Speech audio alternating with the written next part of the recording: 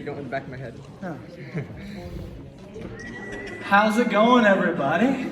Good. Gonna settle in for a second. I'm glad you guys are here. We're going to talk about anxiety. Does anybody experience anxiety? Yeah, a lot of us. Okay, if you haven't, you will at some point.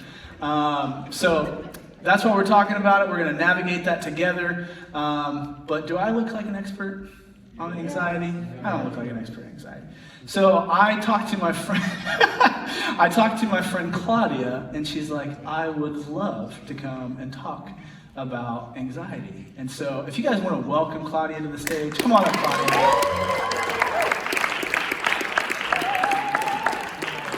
Claudia is one of the people I've known really well since I got to Sherwood Oaks 10 years ago.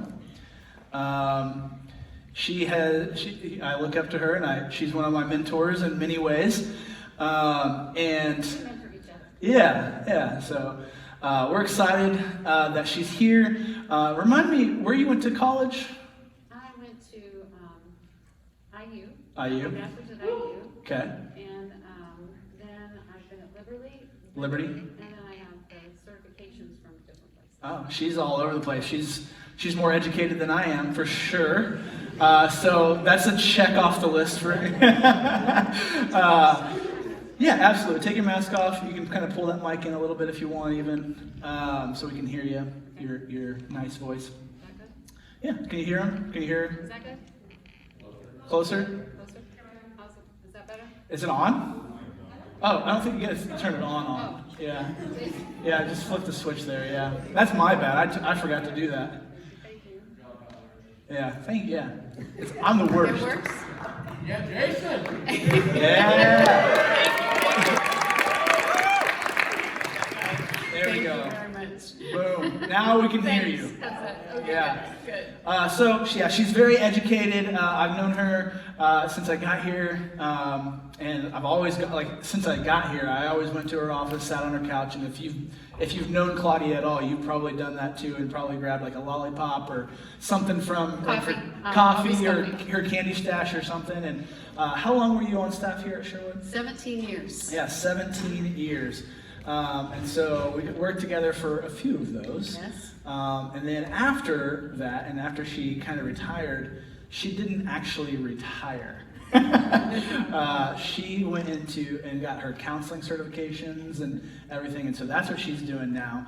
And over the last couple of months and years, we've talked a lot about anxiety, a lot about what's going on with the pandemic and how that has affected us in ways that we know or don't know. And so I thought it would be fantastic to kind of invite her and to talk about anxiety and to talk about these different things. And we're going to go through stuff tonight, but she's also going to be back this fall. We've talked that far ahead. We're really excited. We can't get everything in tonight, so let's bring you back. But as we kind of dive in and get into it, like, what is anxiety and why are we all experiencing it? Well, whenever I think about anxiety lately, I've been thinking about a smoke alarm. Okay. And I think probably the reason for that is during the lockdown time of COVID, I got a phone call from a very anxious young man. And he said, "Hello, is this Claudia Mitchell, the counselor?" And I said, "Yes, it is. How can I help you?" He said, "Is the world on fire? I feel like the world is on fire." And I said, Yes, I think it is. And ever since then, I've thought about how we've all gone through this collective anxiety when the COVID monster struck, and he hit us nationally, globally, locally, and personally. When that health crisis, we had led to an economic crisis, and then it led to a social crisis. Yeah. And then we all collectively began to wonder where the world we knew was.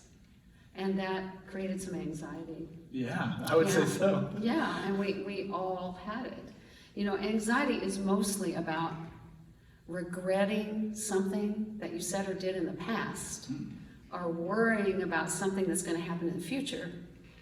And makes you miss the moment you're in. Like we're very safe right now, but I would be willing to bet that some of you, even while you're sitting there, your thoughts are worrying about something or thinking about maybe a paper that's due. Is that paper due tomorrow or the next day? Yeah. You know, or maybe a broken relationship, or maybe you have a grandparent sick. So there's worries even now that 87% of the time keep us from being in the present. But anyway, anxiety and fear kind of go in the same box, and anxiety to me is like that smoke alarm that the young man who called me was feeling. Something's on fire, help me, help me. And the anxiety goes off. It can be a good thing, like a smoke alarm can, to alert you that something's wrong and get you mobilized to act on it. It helps your body have the energy and the hormonal resources that you need to get going. But it becomes a problem when it hangs around for a long time, or when the smoke alarm keeps going off and there isn't really a fire. It takes, yeah, you know, I know, we both have. And it takes the energy from us, and it creates problems throughout our whole body. You know, I have a friend who is an artist, and she drew 2 pictures. I think you're gonna see them right now. Here's one that, as she was thinking about anxiety, as we talked about it, this is one thing she pictured. I love that. I mean, I feel that, don't you, sometimes with anxiety, that all these thoughts keep coming, all these worries keep coming, and you feel smaller and smaller as they surround you. And then this picture, I really like this one too. A feeling of anxiety, a feeling like, help me, turn off the smoke alarm, somebody. I read a quote about the brain and pictures. I thought this was interesting. The brain processes a print page in 100 bits per second, and pictures in 1 million bits per second. So a picture really is 1 million words. So these pictures really do say a lot. Well, anyway, there's some things we can do. So do you guys agree that we're all experiencing anxiety? Everybody? In some way or some form. Anybody really agree with me? 100% agree with me? 100%. Boom. Can you catch it? Yeah. Oh, throw back to Malachi. Hey, Malachi, you want pink or yellow? He got pink. Yellow. Oh, okay. Trade with somebody. Anybody else want to think about stress tonight? All right, there you go. I told her as we were talking about this, just to peg who's in the front row. I'm not very good, so Tyler will have to help you. But you know, it is everywhere. And so just take 60 seconds. I know you're kind of spread out, so 2 or 3 people, turn to a couple of people or the person next to you. I think in counseling I've realized that if you ask a good question, I call it a 60-second window, you can actually get to know someone better if you ask a good question. So here's the question I'd like for you to talk about with somebody next to you. 1 person, 2 persons. We're going to give you 60 seconds. Tyler will time it. And here's the question. Oh, there it is. Yep. Tell me about a time in your life that you remember no stress at all. A non-stress time. Okay, go.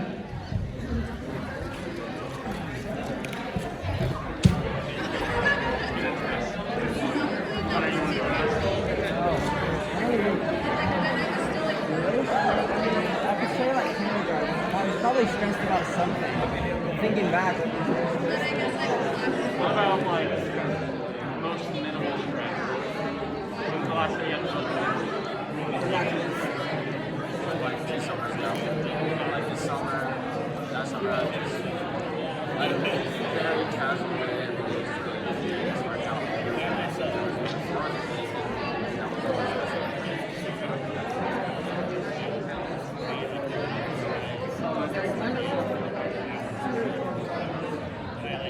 I think for me, the couple people that has to go to the most recent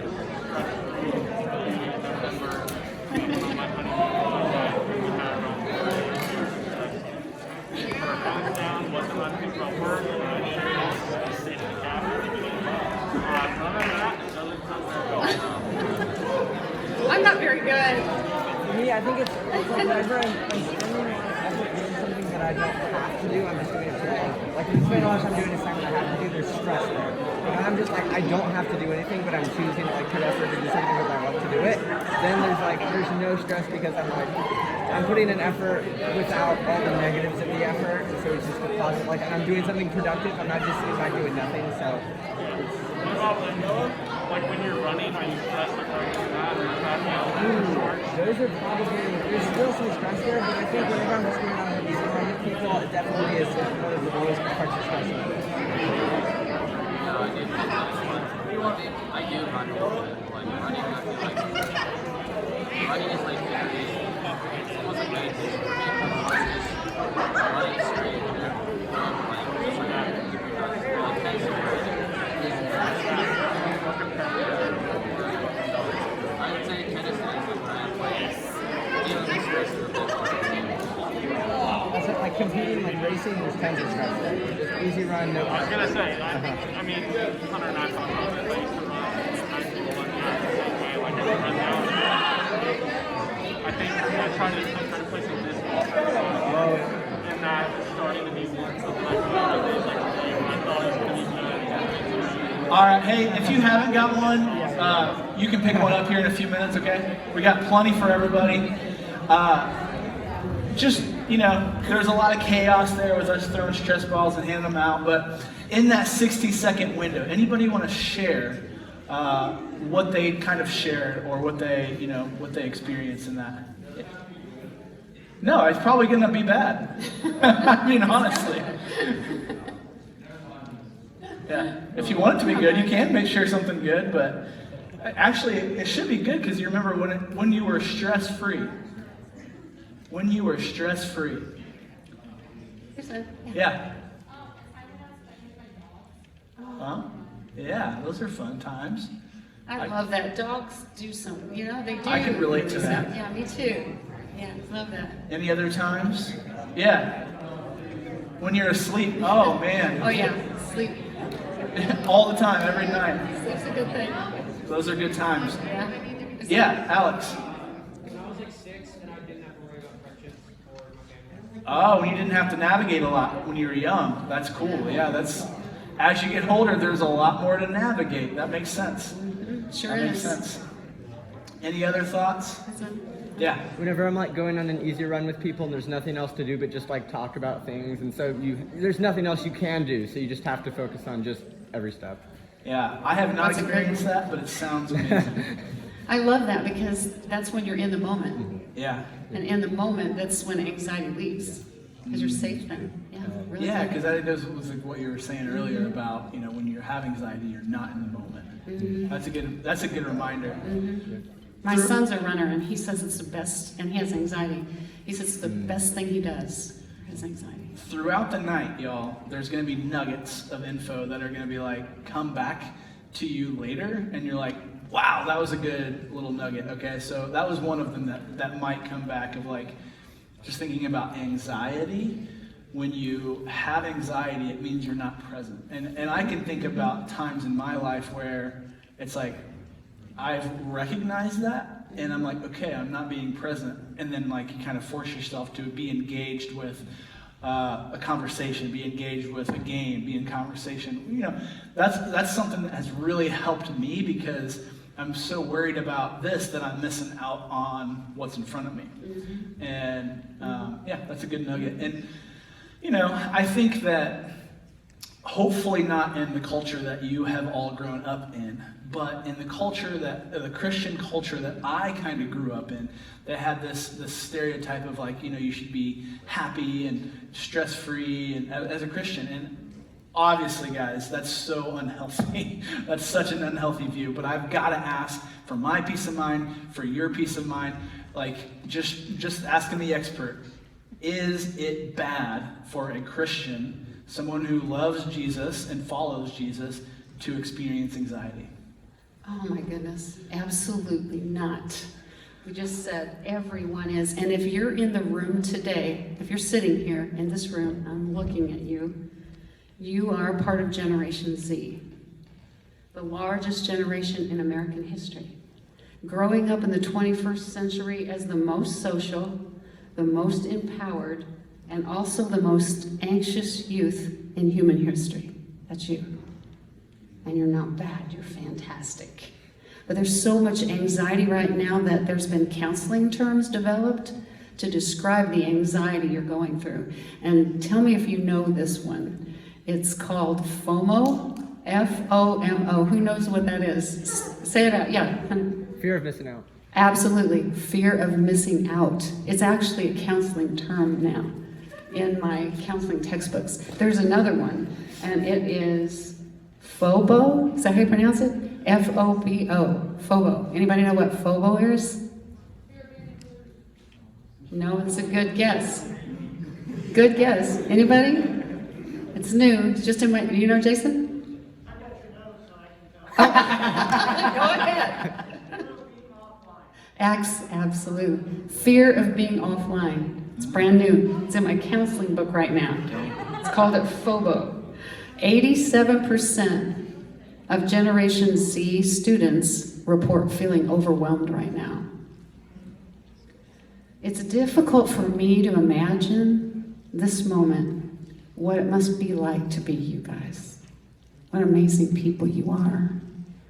But to be growing up right now and navigating all this when even the adults around you are anxious and undecided on what to do and what's going on.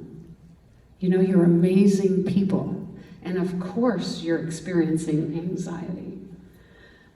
Just as you're entering this new life station, COVID-19 has postponed, pushed aside, and made you feel like a student I met with last week said this to me. I feel sometimes like the happy has been slapped out of me. My goodness. Yeah, you're feeling some anxiety? Of course you are. And there's nothing bad about that, and you're in good company. Paul, who walked with Jesus and did a lot of writing about it, answered this question. Is it bad for a Christian to experience anxiety from prison? His ancient words were written in a letter to people that he loved and cared about. And I just read that the data that was released by Amazon, the words I'm about to read to you from Paul, were the most highlighted words in 2020 from Amazon Bible passages. Is that how you say that one? Passages. So here it is. Paul wrote, "Do not be anxious about anything, but in every situation, by prayer and thanksgiving, present your request to God, and the peace of God, which transcends all understanding, will guard your hearts and minds." I was so excited recently to learn that what I've been taught with the rest of you, Tyler, with you too, about prayer and thanksgiving through our faith tradition, actually has neurological scientific evidence behind it. In other words, Paul was right. He knew what he was talking about. Research shows that prayer and thanksgiving actually does something structurally to the brain. It thickens the networks that build resilience towards stress, and it also strengthens the attention system that brings our awareness back to the present, and that brings peace. So when Paul wrote that, he was reminding us we can have anxiety and not be bad or have a lack of faith. He writes, don't be anxious about anything. And in the Greek, he's using the present active tense. And so it means this. Don't continue to be anxious, reminding us the presence of anxiety is unavoidable, but the prison of anxiety is optional. I'm going to say that again. The presence of anxiety is unavoidable, but the prison of anxiety is optional. Please don't hear Paul or anyone say, if you're struggling with anxiety, you just need to pray harder. You need to try harder. You need to read the Bible more. That's not what Paul's saying. And that's not what those words mean. Prayer is mysterious, and it doesn't take hard work. It just takes your presence. You know, a grape growing on a grapevine doesn't groan and struggle and grunt to grow. It just sits there and enjoys the sunshine and takes in the rain and the growth. That's what prayer is. It's just being present with the creator of the universe. Ken said he was at Griffey Lake fishing, and a bunch of students came out there with hammocks, and they put hammocks in the trees, and they were just swinging in the hammocks and singing. And Ken said the sun was shining, it was a beautiful day, and he said, you know, to him, that was one of the most prayerful moments he'd seen in a long time. So that, my friends, is prayer. Somewhere in Romans it says God's divine power and eternal perspective can be clearly seen through what he's created. So if you just get still a little bit, that's prayer. It's a mystery. And God's love to surround us when we pray, and thankfulness is a miracle in your pocket. You can't hold two thoughts in your mind at one time no matter what anybody tells you.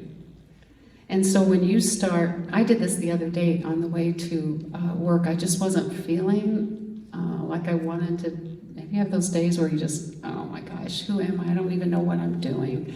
I just want to go back home. So I just started thanking God, because all the counseling literature says you can't hold two thoughts in your mind at one time. So I just thank God for my car, for the coffee I was drinking, for the steam coming off of it. Went to Starbucks.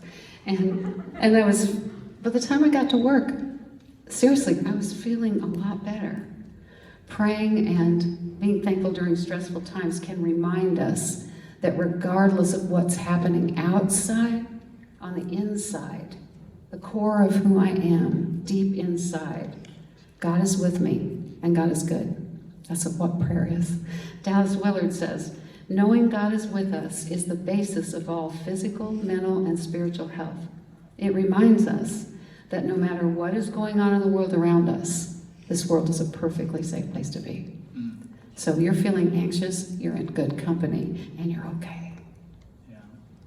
One of the things I really like about what you're saying about prayer is we just got done with a prayer series. So we spent 2 weeks on prayer, and I kept coming back to the character of God. Like, if God is who he says he is, he's trustworthy to bring anything, right?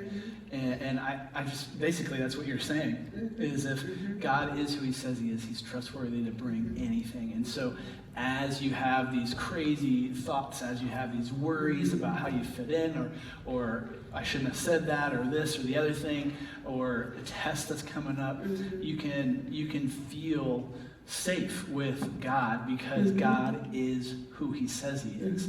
And honestly, I want to keep talking more and more and more about the character of God and what that means for our character and us today, but that's a completely different topic and different time. Sure. Well, and I want to keep reminding you that you're amazing people and you're good. And I've heard so many of you say, oh, I need to have longer prayers. I need to try harder. I need more devotions. I need more. And I just want you to relax with God and with your prayer time. And I want you to understand that just like you like to be with your friends and talk with your friends and just be present, sometimes you don't have to say anything. You just have to be present. And it shouldn't be hard. And it shouldn't be guilt-producing. No, not at all. I'll tell you guys, one of the times I grew the most was when, I was just kept pushing and pushing and pushing, and this isn't working, that's not working, I'm just pushing, doing it all on my own, right? And when I was like, you know what, I need to not read the Bible for a little while, and I need to just talk to Jesus and just sit in his presence. And I'll tell you what, in that time, I got to talk about my frustrations, I got to talk about my anger, I got to talk about my anxiety. I just got to sit with Jesus and talk about those things. And I think the hardest part of that is just to be still, turn the phone on silent, and to be okay with being away from messages and things. But that was the biggest time of growth that just kind of launched me, because I got to just sit with Jesus, and that was just huge, and that gave me confidence in every other area. That's great. And prayer looks so different. You'll like this, Hunter, because you mentioned running. My son, Darren, said that when he runs, he thinks in his mind as a prayer, stronger, closer, stronger, closer, stronger, closer. Does that make sense? And when he's running, he's praying. So, prayer for you might be a volleyball game. It might be running.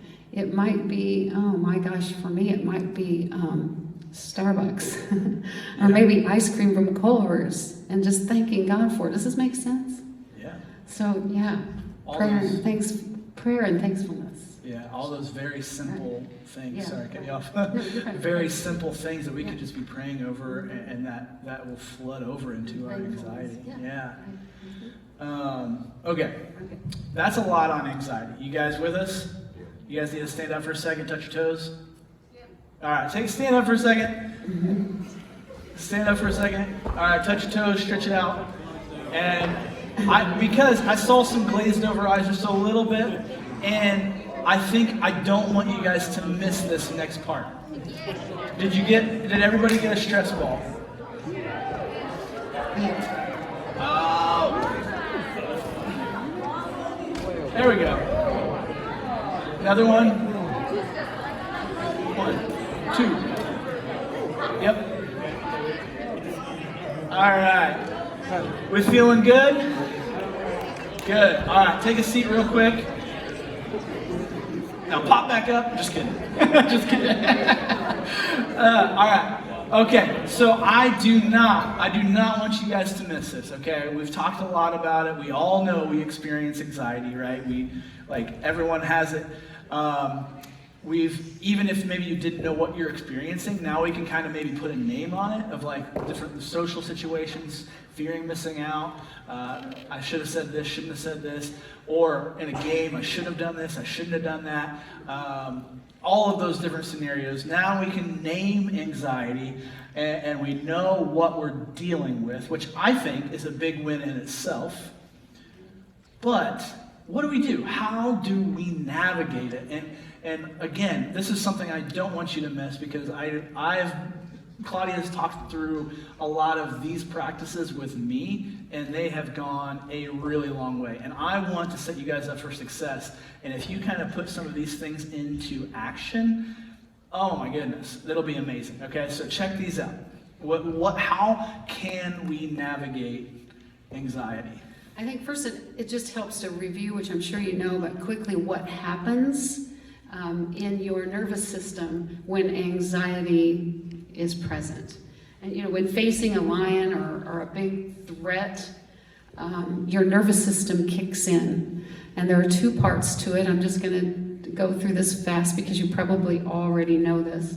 But there's an amygdala, this little area in the emotional center of your brain that sends alerts to the nervous system if it senses danger. And it can be a real danger or a perceived danger. And it goes two places. There are two nervous systems. One's called the sympathetic nervous system. I'm sure you've heard about it.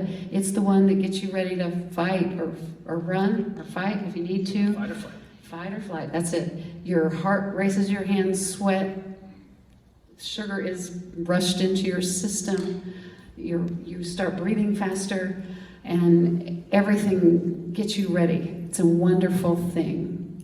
It can be helpful. It can also be really annoying. Sympathetic nervous system.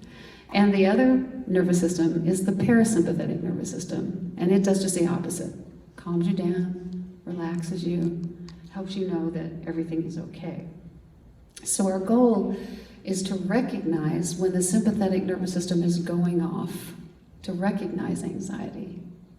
And there are tips, there are things we can do to activate the parasympathetic system, to calm yourself down. Some of you may be even feeling anxious right now. I know some of you very well, and I know you are. And so there are some things we can do. And the very first thing we can do to activate the parasympathetic nervous system is so simple, but it's just to breathe. And just to help you remember this, we have another thing for you all to take home today. It's one of these rocks to put something in your mind too. We're not going to throw the rocks. I told Claudia, you can have the rocks, but I'm not going to throw them. There's lawsuits in there and stuff.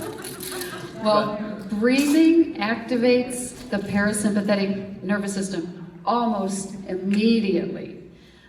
There was a Marine Corps officer, his name was Jake, and he was in charge of 4 guys in his vehicle in Afghanistan, and they were the last in line. They were following everyone, and all the other Jeeps made it except for his, and they hit, what do you call those things? IED, the explosive, is that what you call it? Landmine, yeah, that's what I'm thinking. They hit it and the Jeep blew up, and he remembered a book that he had read called On Combat for Young Officers. And in that moment, he remembered the breathing technique from that book, and he practiced it. And he was able to look down and see that his legs from the knee down one had been fractured from the knee down, and the other was just hanging there with blood pouring out. But he had the presence of mind to practice the breathing technique he learned to activate the parasympathetic system. He did it. He was able to apply a tourniquet to his leg, check on his other officers, and call for help. And then he passed out. And the doctor said if he hadn't had that presence of mind to do those things, he would have gone into a coma and died. And the breathing technique he practiced is what Tyler and I are going to show you right now. It's really easy to do. And so Tyler's going to show you. I'll walk you through it. It's called straw breathing. It's called straw breathing, and you don't have to have a straw to do it, but Tyler's going to do it first with a straw. So sit comfortably in your chair, get your back, neck, shoulders relaxed, okay? All right. Now, I'm going to have you inhale through your nose to the count of 4 when I tell you to, and then I'm going to have you exhale out the straw to the count of 6. Okay. Okay, here we go. Inhale, 1, 2, 3, 4. Exhale through that straw. 1, 2, 3, 4, 5, 6. Okay. Good job. Didn't you do great? You're breathing well. I've been breathing all my life. What that does is immediately breathing through the nose puts oxygen right to the brain, which alerts the parasympathetic system to calm down, and exhaling through the straw gets the carbon dioxide out of your body, and also alerts the parasympathetic system. We're okay. So, should we just all try it? Yeah. You don't have to have a straw. Yeah. Or anything. The good way to do it if you don't have a straw is to kind of just make a little, yeah. Okay. Slow it down. Wish we had a picture of that. Okay. Oh yeah. That's good. That's really good. That'll come back to haunt you. Oh yeah. Oh yeah. Okay, here we go, everybody. Take a deep breath through your nose. And I'll count to 4. 1, 2, 3, 4. Now breathe it out through your lips. 1, 2, 3, 4, 5, 6. Well done. Very good. Really good. And you can That's kind of good. even repeat that. And You can. over time, it just calms you down if you're going to take a test or you just are really anxious. That's a really good tool. Where's my friend here from CSF? Okay. Yeah. Yeah. You know, I did breathing at CSF, and I got an email from someone later that it helped them sleep. They use that breathing to sleep. So if you're having trouble sleeping, or if you wake up in the night, straw breathing, if you do it for 5 minutes, will calm your body and help you sleep. I might have to use it. Yeah. Don't forget to take a rock with you to remind you to do it. Yeah, we got rocks in these things. So, also, something that Claudia's been talking about for a while, this is a huge one, and it's called thought rivers. Have you heard of that? No. Okay. This is a massive, major, cool tool, all right? And for the longest time, I thought she said thought reverse, not thought rivers. And there's a big difference. But also, in the way that she kind of goes through this, maybe you'll understand why I even thought how that fit. So tell us about thought rivers and how, like, why it's such a good tool. Okay. Well, first of all, you guys know your brain is the most complicated organ in the universe. I read where a piece of brain tissue the size of a grain of sand contains more than 100,000 neurons. It has more connection than the stars in the universe, and right now there's so much going on in your brains, it probably would sound like a symphony if you could hear it, with chemicals and everything busting out, and you're thinking all kinds of thoughts. And you're also aware that there's lights coming out the window, and somebody went out the door, and you're aware of the person next to you, and you're probably holding on to the stress. Your brain is amazing. Sometimes my thoughts seem to take over my emotions and behavior. Cognitive behavior therapy, which is what I do, says that thoughts affect your emotions, and your emotions affect your actions. So you are your strongest thoughts. What you're thinking is going to come out in how you feel and how you behave. And I don't know, are you like this? But sometimes my thoughts take over. Mm-hmm. And I was thinking about it on the way here, and I thought, should I tell this or not? But I think I will. I came into church the other day to drop something off. And there is somebody in my life, I don't know if you have these people. I didn't mean to offend this person, but I don't think she likes me. And I'm a people person, and I want everybody to like me. And I don't think she does, but I don't think I did anything. But anyway, you know what I'm saying? Yeah, those people, okay, good, you're with me.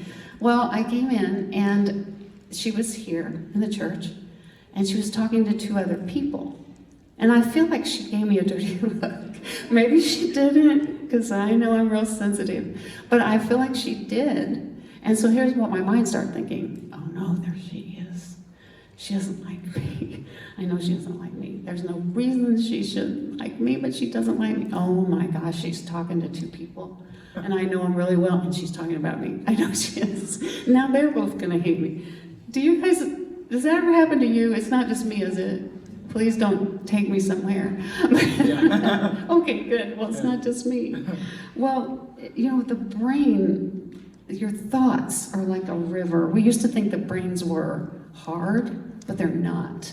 They're plastic, they're fluid, and your thoughts are like a river, and they're flowing, and they're coming, and they're going all the time. And if you're not careful, what happens, your thoughts are coming, they're going down the river, and one pops up like mine did, and you grab it, and you start getting worried and upset about it, and it makes its own river. In counseling, we call it a goat trail, because you know how goats go over the same path, and it makes a trail? Well, in brain scans, you can actually see people who think negative. You can actually see on the brain scan paths where the thoughts go. So you can train your brain. You can train your brain, and you can train your brain to go right down the negative goat trail to everything, or you can let the thoughts go. And thought rivers is a way of training yourself to let thoughts go that you don't want. And so I've done it with Tyler. That's huge. And I'd like to try it with you guys tonight, if you would be up for that. Are you up for it? Oh, you guys are just great. I just love you guys. You're really amazing. So before we do, I would like to start activating the parasympathetic nervous system. And, I did this at CSF, and I got a lot of feedback from this. Some of these things seem a little wacky, but they will help activate the parasympathetic nervous system when you get anxious. And one of the first things is to relax your shoulders. I see, looking out there, you guys are like me. I keep a lot of stress in my neck and shoulders. Do you? I can tell a lot of you are by the way you're sitting. You're like me. Right now, you can probably tell me I'm probably sitting like this. Because I'm nervous, and that's where I keep my stress. So to activate the parasympathetic nervous system, if you want to cross the lateral line of the brain so you can get both sides of the brain active. So if you'll take take your right hand, hold out your left arm, start up here at the base of your head, right here, the neck, and just push down your neck like that, and keep pushing down your shoulder. Oh, my shoulders are tense right there, yours? Keep pushing, just down your arm like this. You're activating the parasympathetic nervous system. You're saying to your body, it's okay, we're okay. Keep going, and then just kind of right out all the way down your fingers.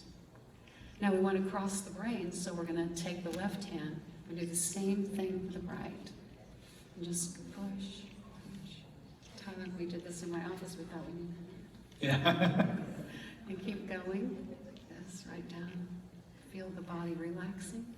If you feel tension in your body now, if you can just kind of let it go while you're doing this. And then right out the fingertips. You know, I read, I won't mention names because I wouldn't want to embarrass London, but one time I was watching her play volleyball, and well, in fact, even this happened today. She did, oh shoot, what do you call that again? When you serve and you get the Ace? yes. She won the game with an ace today in volleyball. I want to embarrass her. Sorry.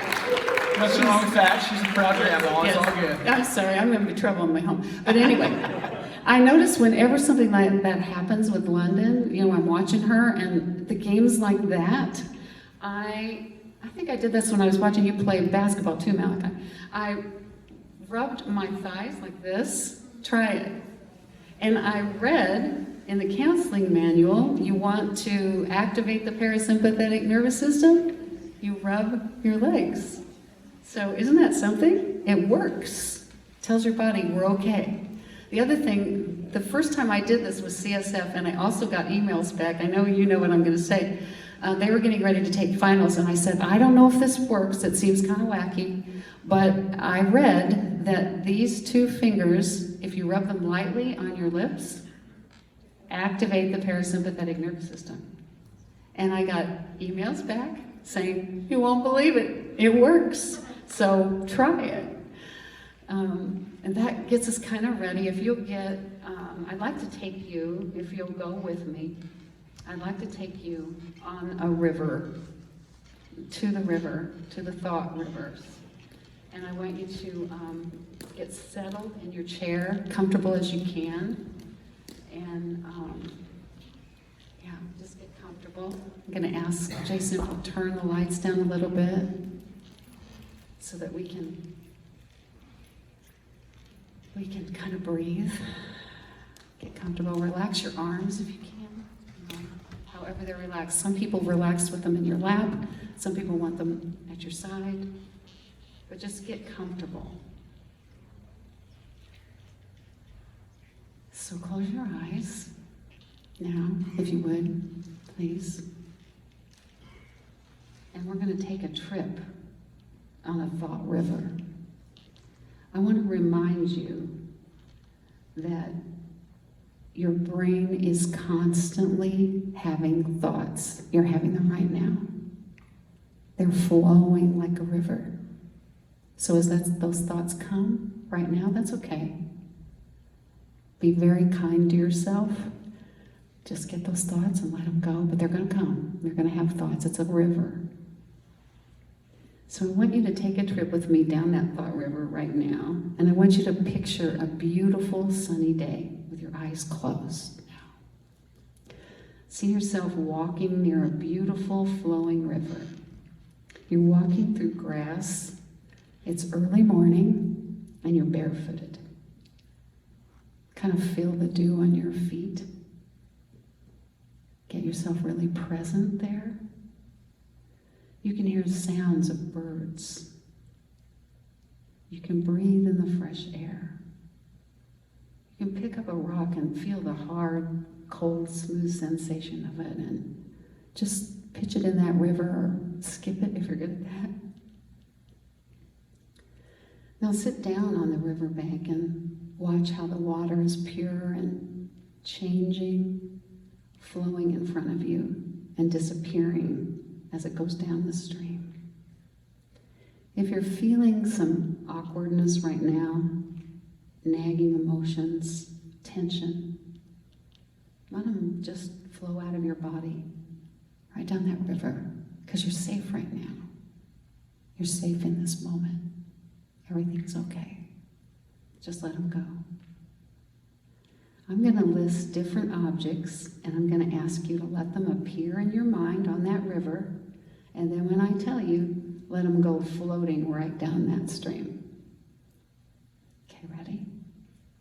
Picture a large green leaf with a small bug on it. Got it? Okay, let it go. There it goes, right down that river.